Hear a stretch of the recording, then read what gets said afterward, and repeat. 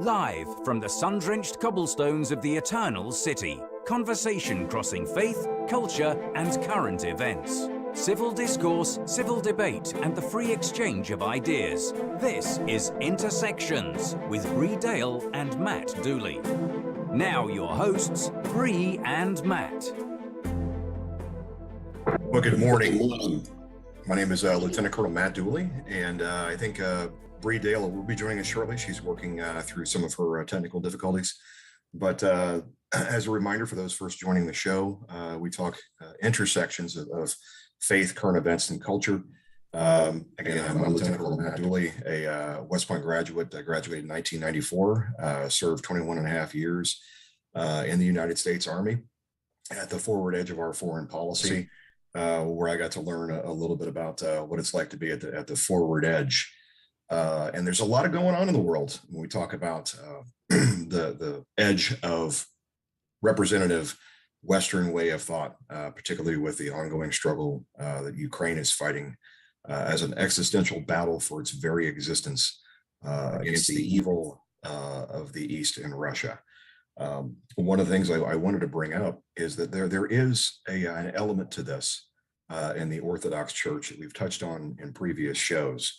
But the patriarch that Vladimir Putin has co-opted, Patriarch Kirill, who one thinks of a bishop or someone who is a representative of the clergy in their church, one does not think of government apparatchiks. One does not think of this person being a part of an autocratic regime. But Kirill has a background in the KGB. And you can look it up, folks. It's there. And that matters when we talk about the difference between the version of Orthodox Christianity in Russia versus the Orthodox Church in Ukraine. There has been a split. And that is something that Vladimir Putin has capitalized on. And Kirill has gone so far as to practically endorse Putin's actions. And that is in play. This is not just simply a discussion of where the borders of NATO need to be. This is really a fight for the destiny of a common Russian people and who they seem to think are their Ukrainian brothers and who should rule their ultimate end state. So we talk a little bit about what's going on inside the church. And when Bree joins us, she'll talk a little bit more about her reportage from the Vatican because she's on site. And that's an important part of the show. But since we're talking about where we're going with the fight in Ukraine, what we've seen over the last 3 weeks as we head into the fourth week of this ongoing war, I think are three capital things I want to leave you with. We talk about where Russia has to make a decision. The first thing is, by now, even if you're not a military strategist, even if you haven't served 21 and a half years in the U.S. Army, you can see that the assumptions that Putin had going in have all been proven false. First, that this war was only going to be some 72 hours long, that the Ukrainian military would rapidly collapse, that Zelensky would flee, and his armored units would march practically unopposed into the capital of Kiev. And this would be something as a fait accompli before Ukraine could even get its act together and throw up a resistance. It would be over. Before NATO could figure out what to do and gather their forces, this would be something decided at the negotiation table and conversation. That's not what happened at all. The first thing is that the President Zelensky stood his ground, and he's proven a mastery of the social media message. And though he was an actor, he's actually quite the leader. He didn't flee, and he takes every opportunity he can to rally his people and to get his message out to the world.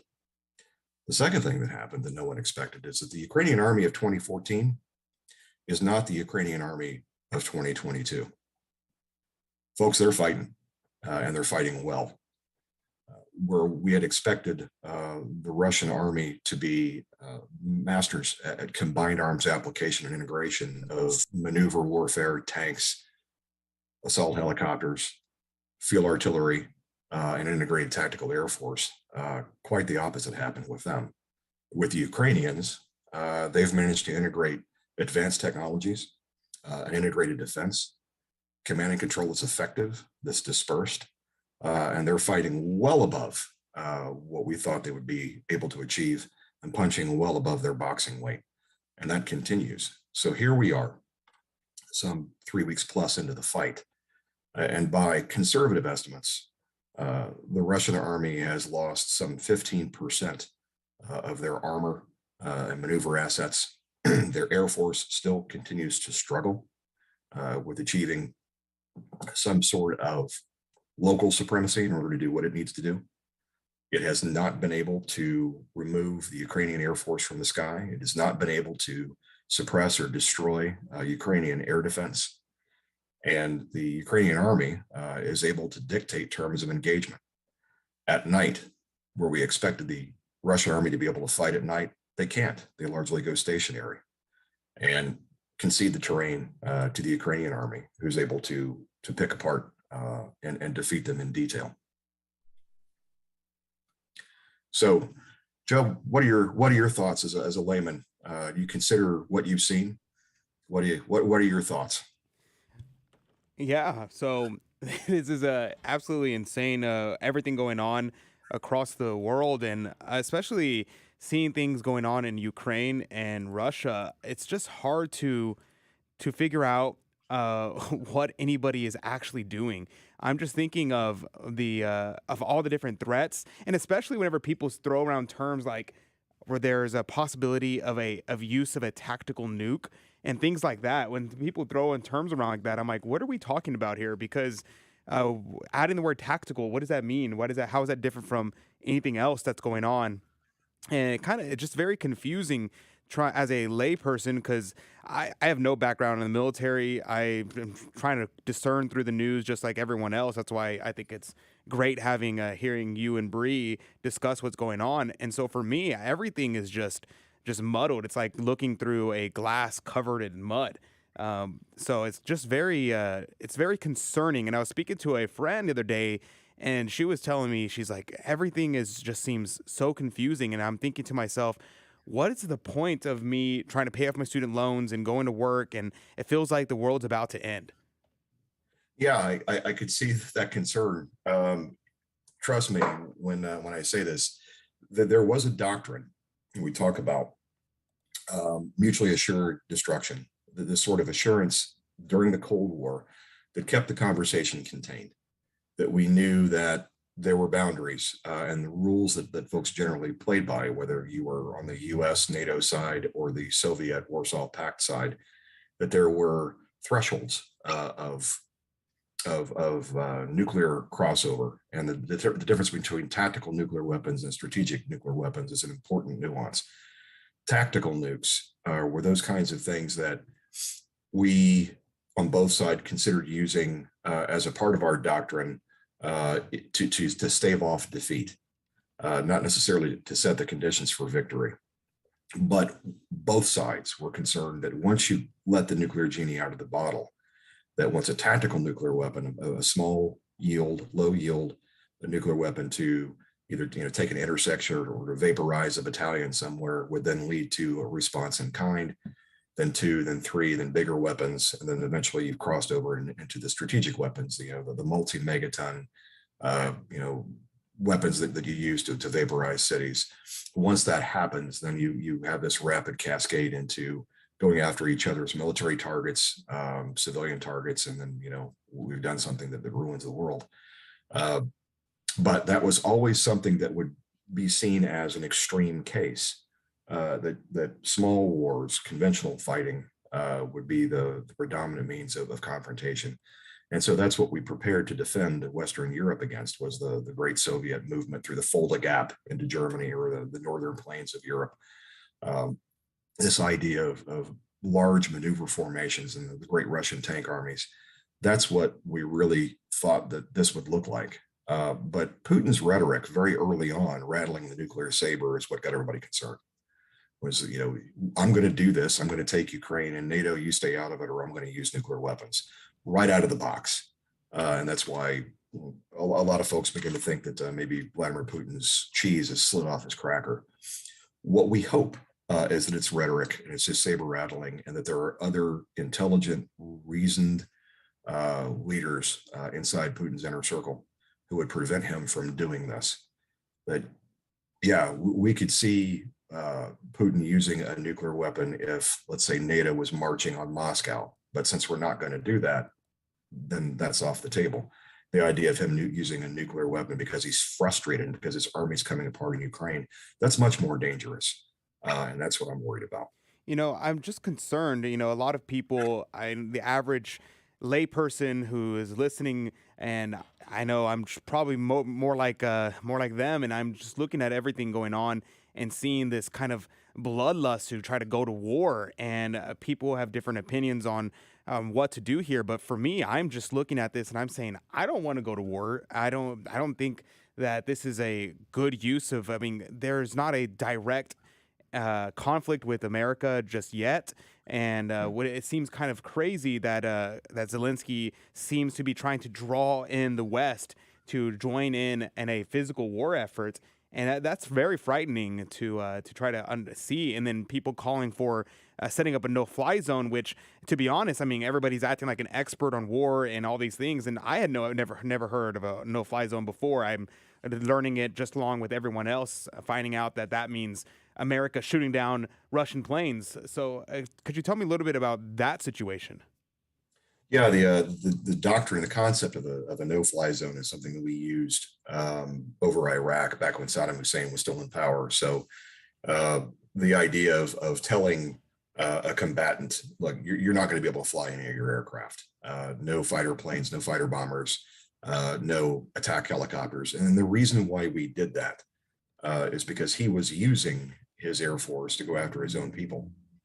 So as a humanitarian concern, he was going after the Shia in the south and the Kurds in the north, and using his Air Force as a blunt instrument of I won't even say law enforcement, but control enforcement.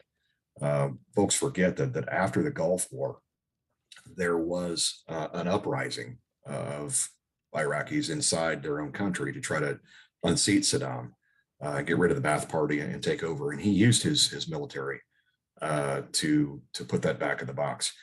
And so instituting a no-fly zone was designed to keep him from using his Air Force to do what he wanted to do. So that if you do that, if you remove that capability from an autocrat, from a dictator, then it gives the folks on the ground a chance.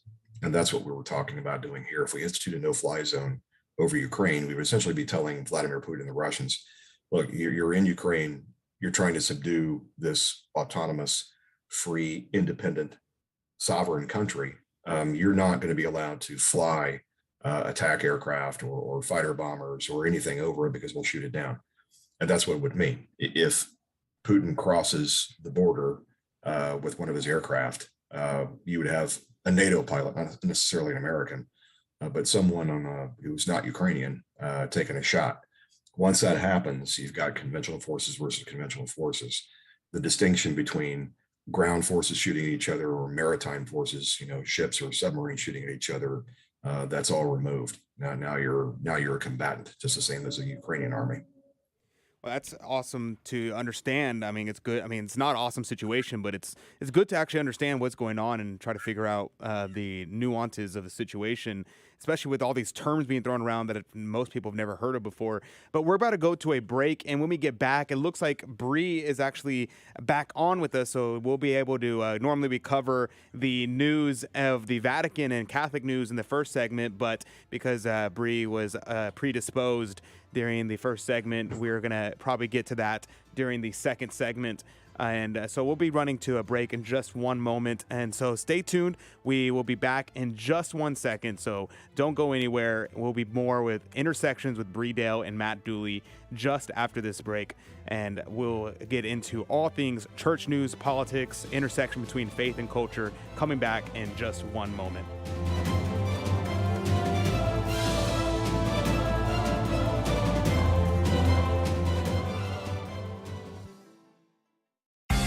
Some Protestants use 1 Timothy 4:1-3 against the Catholic practice of consecrated celibacy and Lenten observances, because Paul calls the forbidding of marriage and the consumption of meat doctrines of demons. Do Catholics need to be exorcised? No, and here are some reasons why. First, Paul can't be condemning consecrated celibacy because in the next chapter he gives Timothy instructions on proper implementation of consecrated celibacy with regard to enrolled widows. Also, Paul can't be condemning all forms of abstinence from meats, since he was part of the decision at the Council of Jerusalem in Acts 15 that decreed Gentile Christians abstain from meats offered to idols.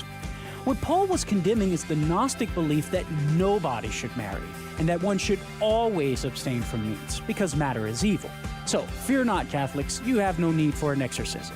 I'm Carlo Broussard with the ready reason for Catholic Answers, Catholic.com. We all know children have a natural innocence and a sense of wonder. Yet our world is full of distractions that can pull families in the wrong direction. But with the help of God and a church family, your children can grow in the security of faith, hope, and love. Weekly Mass provides that critical faith foundation needed in life. So if your family hasn't been to Mass in a while, we'd like to invite you home. Discover more at CatholicsComeHome.org.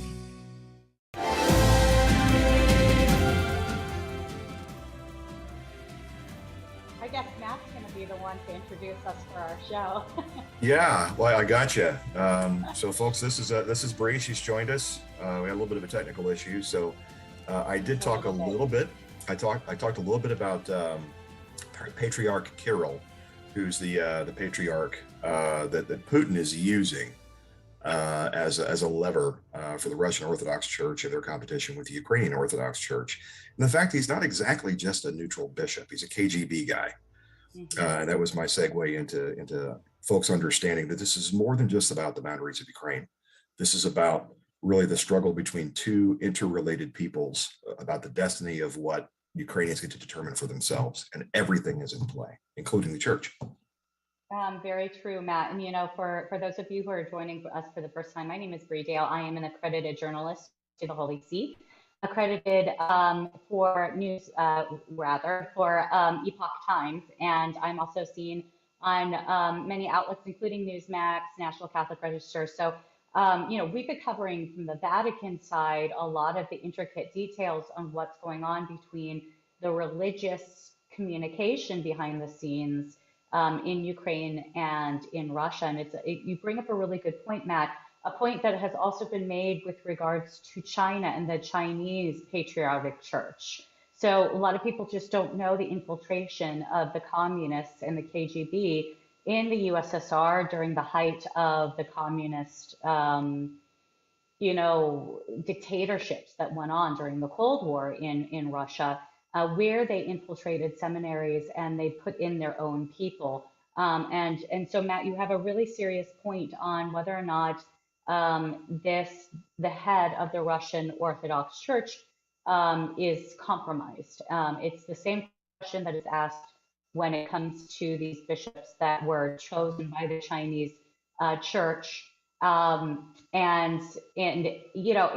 It's a very odd situation to be accepting, especially in the Catholic Church. Priests or bishops that are recognized communist first and then Catholic afterwards. I'm being told I have a little bit of a technical issue with my current headsets, and I have to say I have no other option at this point. We've been having some technical difficulties from connecting with our Comrex box to not having my headphones. So I'm sorry if there's a buzz.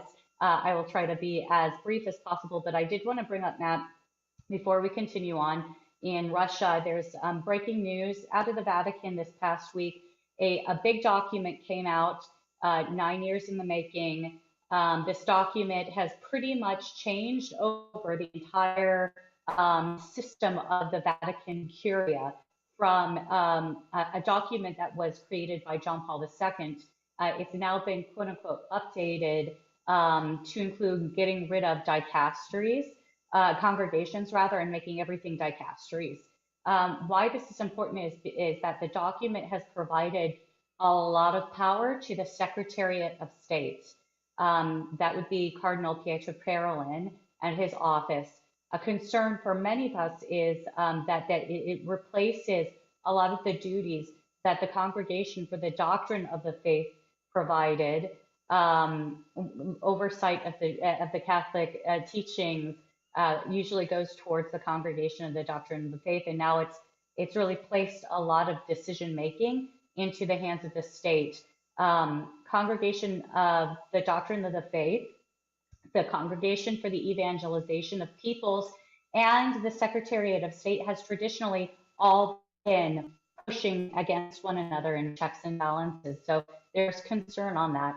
Also, in this document, there was a term that was used, the extraordinary form, which made a lot of people surprised because that was a term that was specifically taken over and kind of forbidden by Pope Francis in his recent motu proprio on tradition.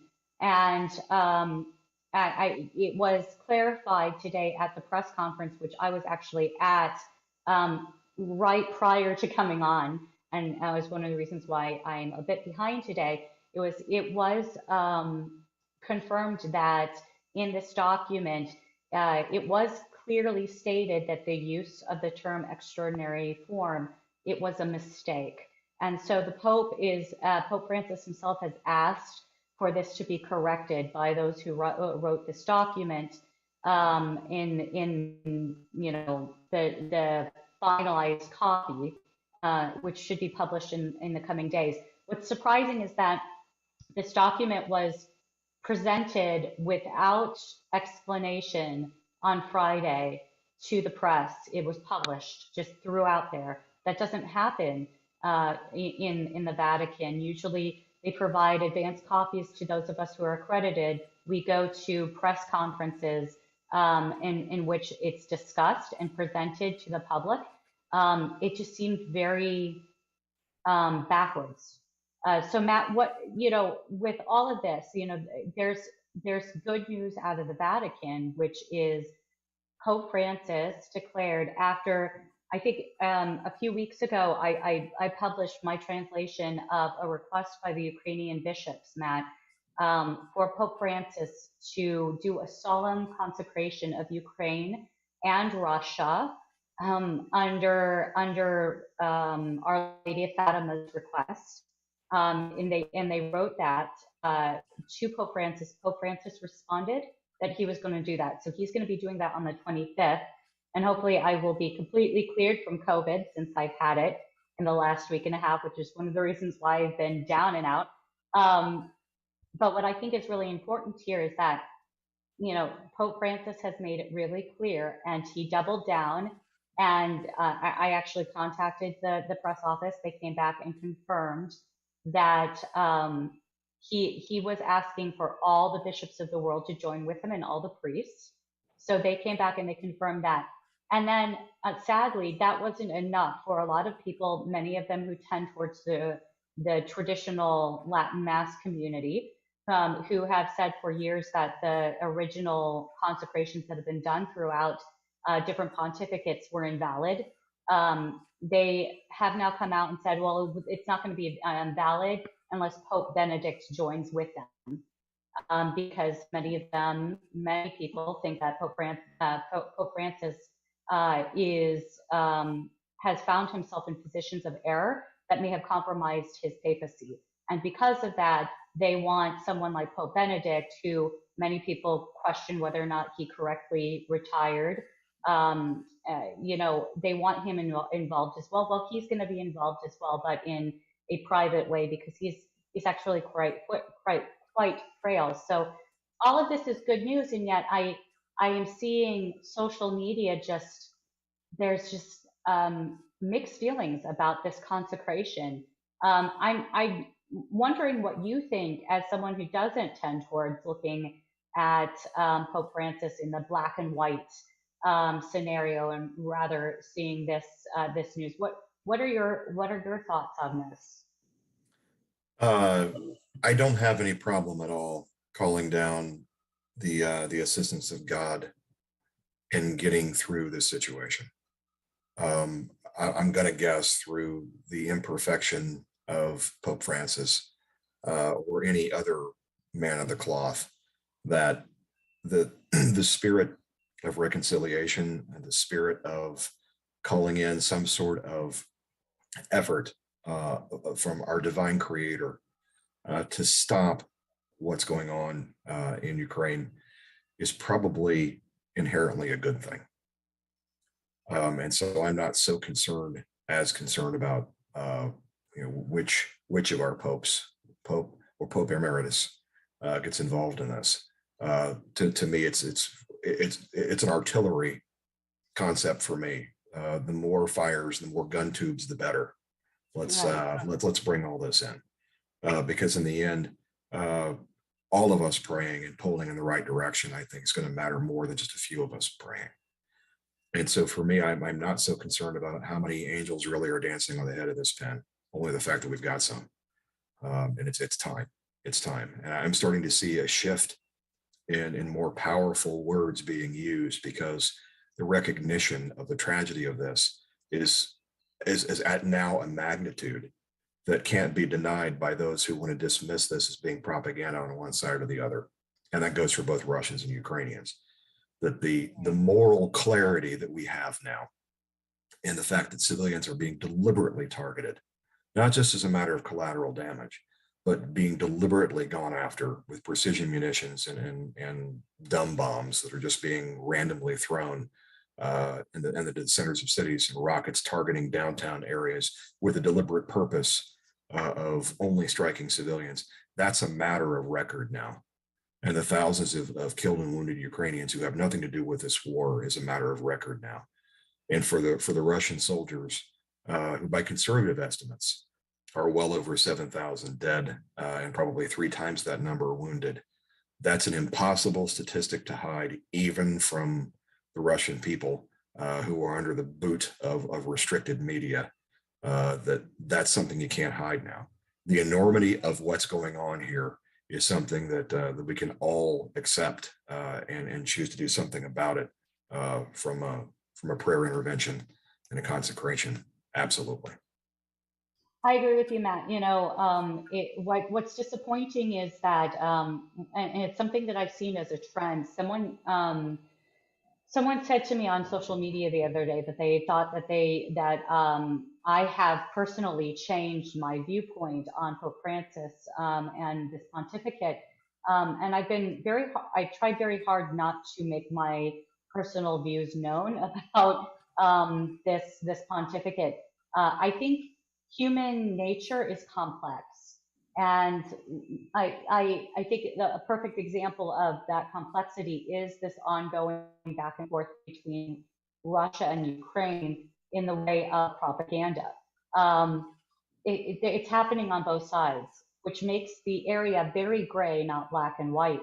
And yet what we have seen and what I have seen on social media is a polarization again, and especially towards Zelensky, where he could walk on water. And to me, that's really concerning. I put it out on social media today. Let's not forget that in the past 2 years, 3 years, we have seen absolute concrete evidence, from Hunter Biden's laptop to people who have witnessed against the Biden administration, to Biden himself admitting as VP that he was very much involved with Ukraine and Russia and on both sides in the complex nature of corruption there, and that needs to be looked at, because when there's corruption there, there's also corruption in the politicians who are involved with that, and money is flowing. And I want to make one really concrete example. A report came out today that one of the very well-known corrupt legislators in Ukraine was with his wife. Either he was with his wife or his wife crossed the border of Poland and declared, I think it was $25 million in cash in suitcases crossing the border in Poland. And one has to ask, where did all that money come from? Yeah. Certainly not the Ukrainian people, who are notoriously third world, who have to deal with decades of corruption in their government. Things are not black and white. I know it makes things easier to put one side fully evil and one side, fully good. It's not the case in this situation. And so, Matt, as we take a look at what we've been seeing, and we'll hit some other reports in the news, but what we've been seeing with the ground assault in Ukraine, in my estimation, in my assessment, Putin thought this was going to be pretty quick, that they were going to lay down their arms, and because who dare push back against the Russian military. But I think he gravely underestimated the knowledge of the Ukrainians of the capabilities of his young soldiers who had been conscripted, and these and the capabilities of people who don't want to be conquered in this way, who are not interested in having Russia over them again, and who will fight tooth and nail. So I wonder, and I don't know if you spoke about this in the first segment, but could you kind of give an idea to whether or not you think that Putin, due to what we know about his military, what I know about his navy as well, equipment-wise and logistics, how is he going? Like, how's this going for him? Is he finding himself in a position where this could end up blowing up in his face? We see this morning that talks have fallen apart again. So thoughts? Yeah, I did talk a little bit about this in the very beginning, particularly about your point where he thought this was going to be an easy walkover. It was going to be over in about 3 days. And the planning for moving 150,000 soldiers on an easy road march from the Russian-Ukrainian border into Kiev and Kharkiv, into Odessa, that's a different fuel plan. That's a different rest and resupply plan. That's a different ammunition budget plan. It would be a tough coordination drill for something that's about the size of 3 corps plus. However, if there's any resistance, particularly with a military that works doctrinally, tactically, a lot like the old Soviet military, which is time phase lines. By 7 a.m. I'll be here. By 7:30 I'll be here. By 8 o'clock I'll be here. And if you get them off the timeline, everything in March tables and everything in logistics gets unhinged. Everything in your pre-planned artillery fires, everything in coordination with your tactical air force becomes unhinged. If that happens over days or weeks now, everything that was part of the original plan, from a strategic perspective and an operational perspective, is completely unhinged and fallen apart. And we talked a little bit about this, offline. What would this mean if he wasn't able to take major cities by the end of this weekend? I think by today, whatever he's managed to get additional fuel trucks and food to is probably the solvent portion of his army. Anything that hasn't been resupplied, that's out there now, that either hasn't been destroyed, captured, or abandoned, is out. That his army now is going to begin to collapse in certain areas. Maybe down to the south, where things seem to be going really well. But I think outside Kyiv and Kharkiv, those armies have ground to a halt. And now the Ukrainians have begun their counterattacks. And that's a big deal. Now they're transitioning over to the offensive. Can the Russian army defend the territories they've taken? Will they be willing to? That's what I think we're going to see this week. So, what to look at for the next 5 to 7 days is what the Russian army is capable of doing and holding terrain and holding itself together. We've already seen offensively the consequence of what they have now reduced themselves to doing. The army is largely stopped, and they're now relying on their artillery, just indiscriminately shelling and reducing the major cities that they're having trouble capturing into rubble, something that they did with Grozny and Chechnya. The difference here is that in Chechnya, you're talking about a country that's roughly the size of New Jersey or Vermont, and it's one major city. With Ukraine, it's a much, much, much larger country, 44 million people, all motivated against you if you're a Russian, and they haven't captured one major city yet. I don't think it's realistic for the Russians to be optimistic at this point. I would counter and I would question, Putin in this situation. Putin may have overstepped, and well, no, I do believe he's certainly overstepped. But what I mean is overestimated his capabilities, and in that sense, he has no way to save face in Russia. So in this situation, it reminds me of a cornered rabid animal. It's when they're cornered when they're the most dangerous. And what concerns me is that, unlike, say, the United States, well, I would not say it as much in the United States with like under Barack Obama, where we saw, in drone strikes killing families that, and under Biden as well. In the most part, though, the capabilities of, say, a country like the United States and the capabilities, say, of, like, say, Israel, with the technology that they have for weapons, can pinpoint a military target and put, as we say, warheads on foreheads, very, very easily, and very, very precisely. We have the technology to be able to do that.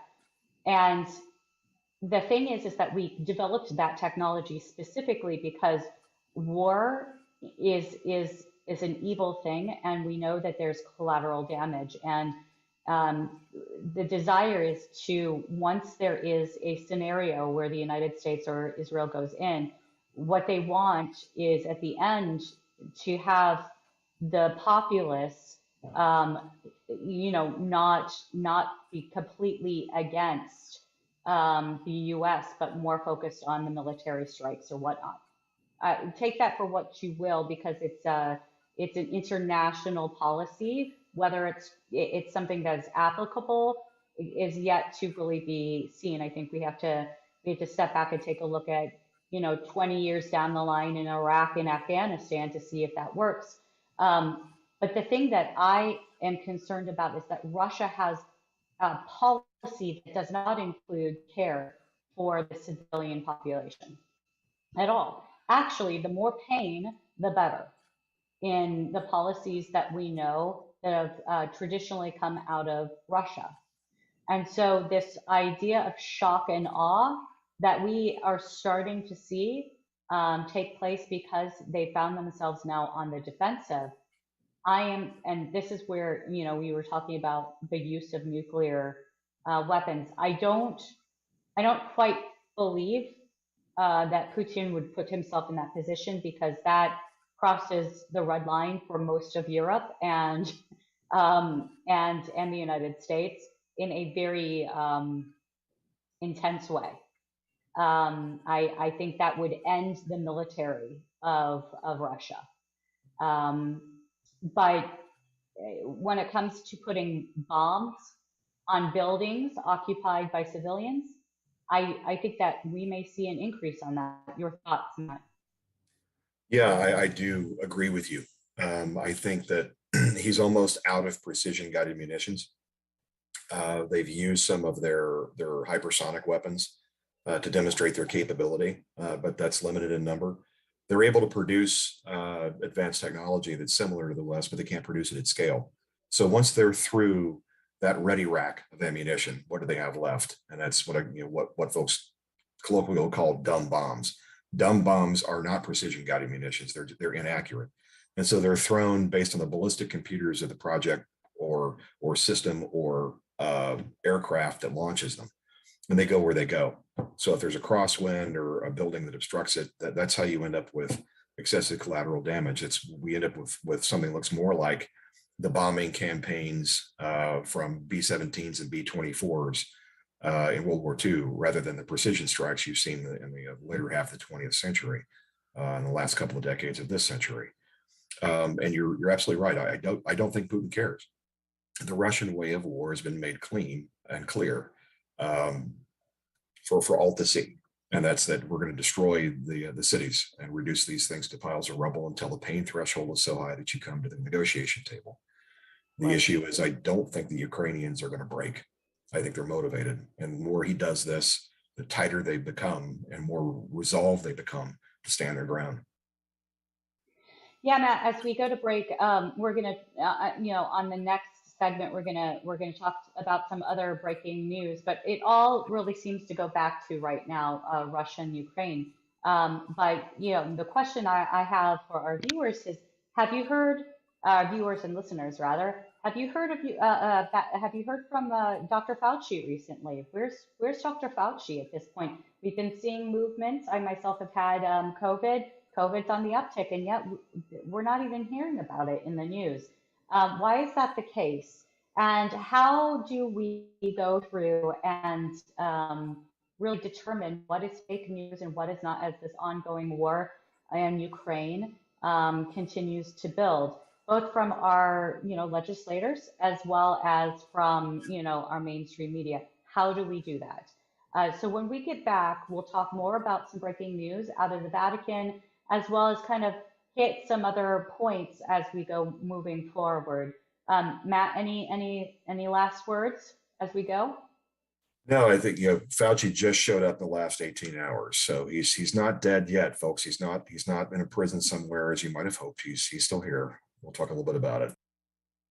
Okay, and so as we go towards break, today is actually International Down Syndrome Day. I posted this morning on my social media the story of Charles de Gaulle and his beautiful little daughter and their story, really a love story between a father and a daughter in the 1930s, where children with Down syndrome would have been sent away from their families. Now we are getting to see more information about his life with her, and I would recommend. I posted a story from Catholic World Report that was published last year.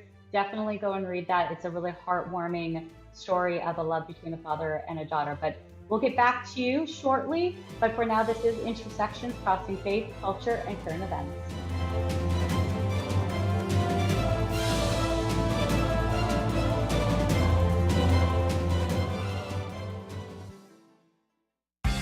Often, when confronted with the apostles' claim that Jesus rose from the dead, people ask if they made it up. And it's a reasonable question. So, did they? I don't think so, and here are a few reasons why. First, the early Christians had nothing to gain and everything to lose in lying about Jesus' resurrection, which makes their testimony credible. As Paul argues in 1 Corinthians 15, the only outcome for him lying is persecution and death. How does that serve as motivation for a lie? Second, the gospel writers include women as the first witnesses.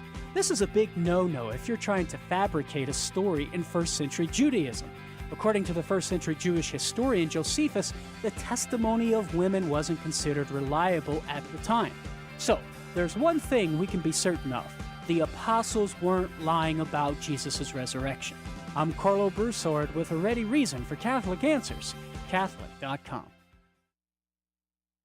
Years ago, when I started acting, modeling, and singing in Mexico, my Catholic faith was not the center of my life. It took me many years to discover that success, fame, money, and all the pleasures of the world were not going to fulfill me. I got to a point in my life where I thought I had everything, but I realized something was missing.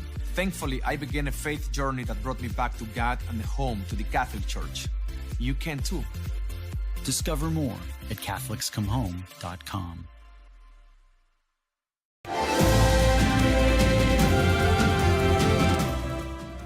And welcome back to Intersections Crossing Faith, Culture, and Current Events. I'm reading right now a summary of a report from Sky News today. In Ukraine war, Russia is responsible for hoax calls to Ben Wallace and Priti Patel, says number 10.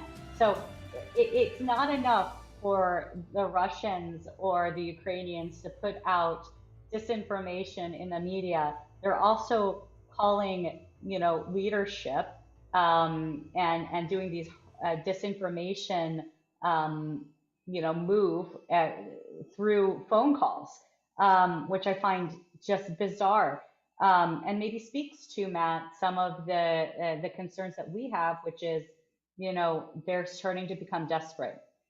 They are losing the information war, so to speak. Matt, disinformation in the current media as a whole has been an uptick in the last, I would say, 5 years. This war has been very difficult to determine whether or not what the Russians are saying are accurate and what the Ukrainians are saying are accurate. There's been a lot of propaganda out of Ukraine, and that's concerning. The question is why, what would be the motivation behind that? Many people ask and continue to ask, how do you navigate through all of this disinformation? And I think it's a point that also many people have made with the recent pandemic. With all of this information, how does one navigate disinformation on the virus? When I posted on social media that I was not going to be doing a lot of reporting in the next week or so because I was abed with COVID, I had someone respond that, oh, it's too bad that you have a cold, don't worry, that kind of thing, like literally dismissing that the COVID virus even exists. So Matt, you and I have both had the experience behind understanding wartime propaganda, understanding disinformation operations, and positive information operations. One of the things that just keeps coming back to me is the Ghost of Kiev. So it has been promoted by government officials in Ukraine that the ghost exists and this is a picture of him. And then, good old internet takes 2 seconds to look the photos up and it ends up being a complete disinformation. Why do you think we've seen some of that propaganda out of Ukraine? I think it's real simple to understand that both sides are motivated to shape the narrative to their benefit. You don't necessarily have to take a side that agrees with one side or the other to acknowledge that both sides are going to try to tell their best version of the story. And in some cases, it's very hard to do to keep a best image of your ongoing offensive inside Ukraine when your army is being ground to dirt. And this didn't, you thought was going to be 3 days and now it's 3 weeks, and you've got to explain why you're well beyond your timeline and well beyond the casualties you thought you were going to be able to hide because they would be minor. And so what do you do to control the narrative? Well, you have a big rally. So Vladimir Putin, who's never been the kind of oligarch to gather everybody together in tens and thousands or hundreds of thousands of people, right, has a great big rally to try to gather some popular support, while at the same time, because he can't necessarily control the truth, restricts access to outside information and says, if you're not with me, you're a traitor. So it's interesting to see his style of message control. And it's a different angle, it's a different flavor than what you see with Zelensky. Zelensky and the Ukrainians are motivated because they are in an existential fight for their life. And whether or not you believe that Ukraine was a den of corruption and a den of iniquity and Mos Eisley recreated in reality, that's aside from the fact that they are in a desperate fight for their own existence. So the kinds of messages that you see from them are, look at how noble and determined our armed forces are. Here's a hero doing this, here's a hero doing that, here's the ghost of Ukraine. And so whether or not that guy is real or not is secondary to the emotional and benefit to your own people. So that's the why. Is there any truth to it? How do you discern it as a consumer of information? I go with what I can prove. And I could prove that someone, whoever that was remarkably successful in shooting down Russian fixed-wing aircraft in the first week of the war. And it wasn't just air defense systems on the ground. Somebody in the sky was doing really well. Now, was that one pilot? Was it a couple of pilots? Whatever, that the Russian Air Force was exposed for merely being a tactical Air Force, not being very strategic at all. That they can't fight in the way that the US Air Force fights, for example. And that was made very clear by the truth of the matter. And whether or not this is some silk scarf hero who actually really exists and who's mysterious and whatever, that you can't prove that. But you can see the effect it would have for the Ukrainians to motivate them to fight. So that's my quick hot take. Maybe another question that I have before we go into what is left of today's show, talking about some of the disinformation and some information happening here at home. Matt, are there Nazis in Ukraine? I'm sorry, you broke up. I didn't Sorry, get that. are there Nazis in Ukraine? Wow. I guess what kind of Nazi are you talking about? The message that Vladimir Putin certainly evoked for motivational reasons, if he can convince the Russians that they're actually fighting the SS recreated on their borders, that is a powerful historical shorthand that speaks to the core of Russian fears and memories that go all the way back to Hitler's legions. Or is it more something like a group of folks in Ukraine who don't necessarily represent the entire army, but may have some fascist tendencies? Is there a battalion that's gotten caught using that symbology? That's probably closer to the truth. Is that the entire Ukrainian army? No. Is it certainly the Ukrainian philosophy for their government? No. Zelensky is a Jew. His family is Jewish. They were victimized by the Holocaust. So it's when you actually get down to the facts, it's absurd that Putin is sending the Russian army into Ukraine to denazify it when the Nazis really aren't in charge and haven't been there for 70 years. And that's still not, and I've heard people say, well, Americans shouldn't be talking at all about crossing sovereign borders because we've done it. And, yes, we've had declarations of war, oftentimes because we've been hit first. When we look back at history, we definitely see bad decisions being made on faulty intelligence. But when it comes to crossing the border of your neighbor, the sovereign border of your neighbor, in order to and use it, because there's Nazis on the other side of that, and so I'm going to go over there, and so it's absurd. And I think we have to look at the facts on the table right now. Russia has signed multiple documents throughout the years showing that they recognize the sovereignty and independence of Ukraine. They have consistently violated their own signatures on agreements with this. So what do you actually expect in the next, once we see this war concluded? What do you expect the international community to do, if anything? Well, I see the long-term consequence of this in five broad components. The first one is that the Russian army, at the end of this, at least the 60% that have been committed to this Western campaign, is utterly destroyed and combat ineffective. And without the resources, both monetarily, technologically, to reconstitute and rebuild, it may take 10 to 15 years before Putin's military in the West is a capable army.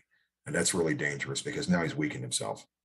The second thing is, whether there was any doubt about whether or not the Russians were a threat and that NATO was winding down as an organization looking for a mission, that's over.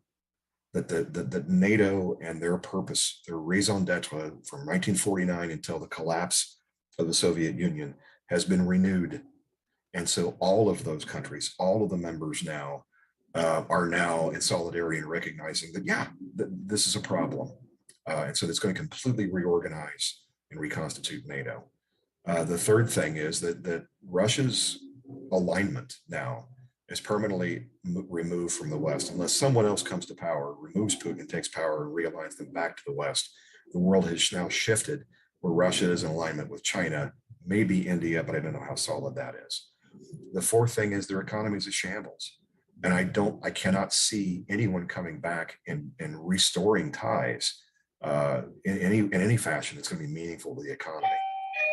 I think, and there's my phone. It's so funny. Yeah, Always someone's during the radio show that they have to come Yeah. and deliver things. Matt, if you could speak real quick to the gas pipeline in Europe, do you see Europeans going back to Russia after this? Not with Putin in charge. Not at all. That's the fifth thing. I think as long as he remains there, you're not going to see a shift back. I think everybody's recognized you cannot reason with a monster. Okay, well, as we close today, Matt, you were saying that you saw something from Dr. Fauci the other day. Can you give our listeners a little bit of knowledge of that?